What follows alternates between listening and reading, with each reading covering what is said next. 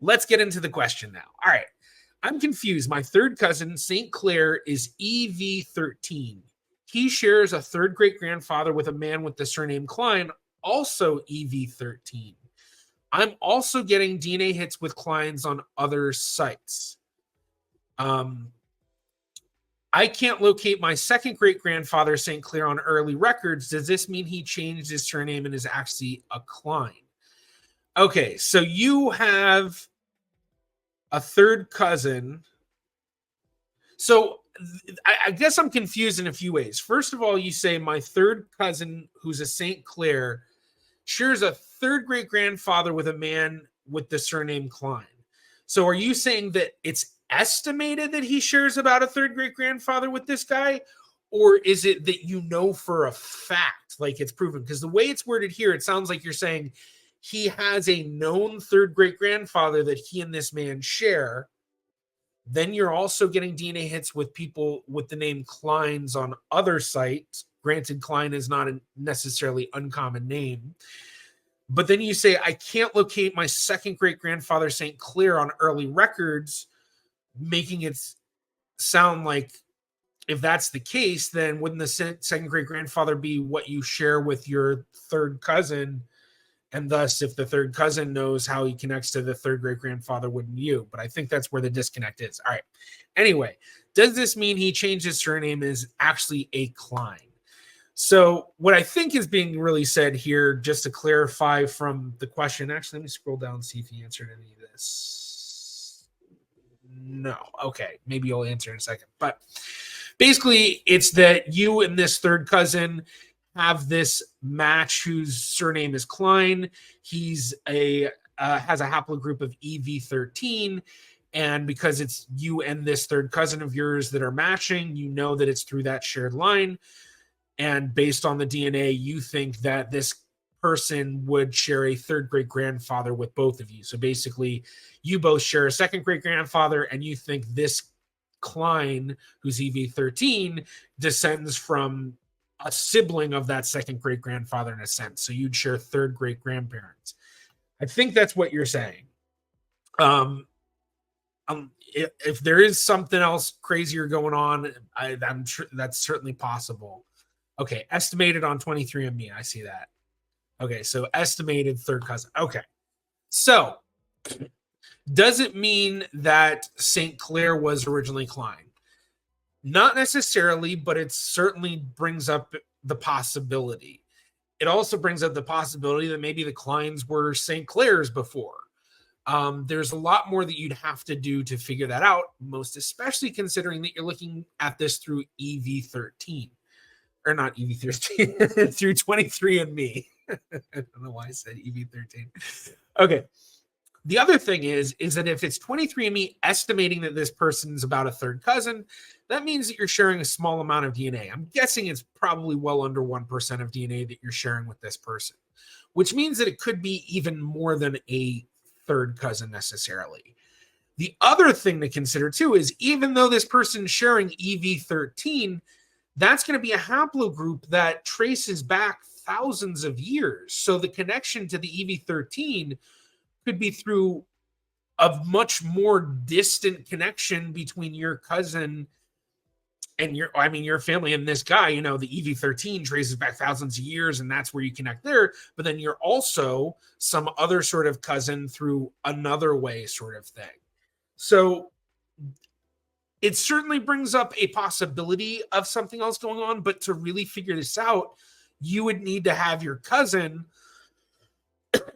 your cousin who's a St. Clair, do a family tree DNA Y-DNA test so that you can get actual matches and see how close they are. Even more, if he does the big Y, and presumably some of these other cousins, these other Kleins have done the big Y, because if you're getting a lot of matches to them and you're already having someone in 23andMe, there's a possibility that you're going to have a few of them who've done Y-DNA testing from this Klein family. And so if you do that, you could see how far back that connection may be. And I have seen in many cases where you'll have a family where it's a very distinct family name. You know, you've got the Boyd family. and there's like 20 different testers and they all match up, and it all proves all the way back to some guy in the 1700s. And then they're all matching this other family that's the Smith family, and they have a similar thing where back to the early 1800s or late 1700s, they have ancestors that their Y-DNA proves that they all match, and there's like a dozen of them.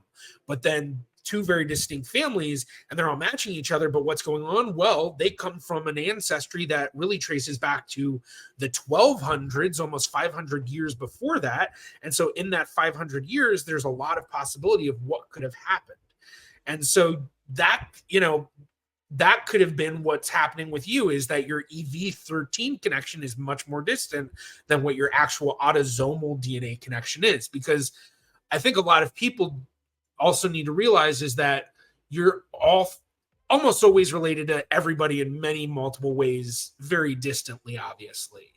And when you start working in haplogroups that look back to thousands of years, and you're matching everybody that has that same haplogroup within the past thousands of years, well, then you're going to get a ton of matches where it's not going to be any sort of recent genealogical thing.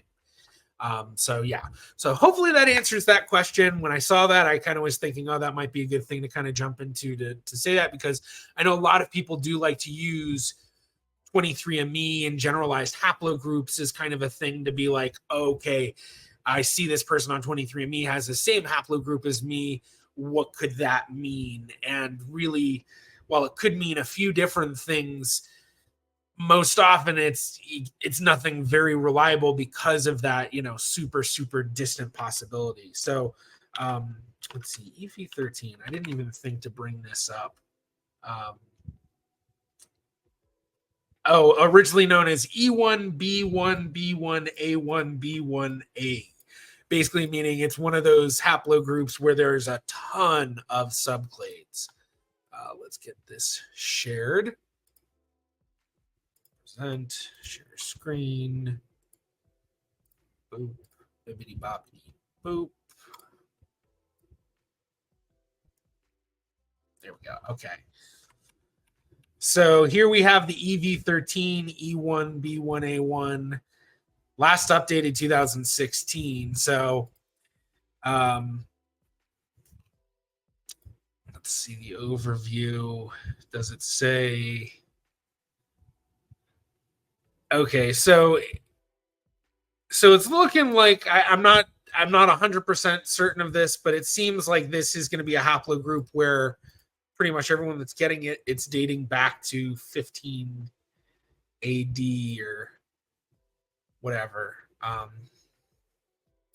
We've got the Wikipedia stuff. By the way, for those who don't know what I'm looking at a family tree DNA project. And so family tree DNA being the only site other than whole genome sequencing sites that does Y-DNA testing. But their Y-DNA testing is very in-depth for genealogy. It's literally, no other place competes anywhere close for the Y-DNA stuff. But part of their system is that they have these projects where people can actually help fund. There's administrators. It's actually a very serious thing when you become a project administrator. And actually at a lot of genealogy conferences, the administrators of Y-DNA projects on family tree DNA will meet up. But basically, if you've done a Y-DNA test on family tree DNA, you can literally sign in and link it to a project that you want your DNA available for so that they can help further their goals. So, these were their goals. They have not done a lot of updating here. Doesn't mean they aren't doing a lot of stuff, but yeah. So you can see how many people in their project. They have 467 people who've done Big Y, 545 who've done Family Finder, the autosomal. And then Y-DNA-wise, these are all of their testers. So I don't remember what the deep clades meant, but deep clades probably were, Y37s or something weird from back in the day. Can't be 100% certain, but if it's, 2008, yeah. But basically, that's the data that this group is working on.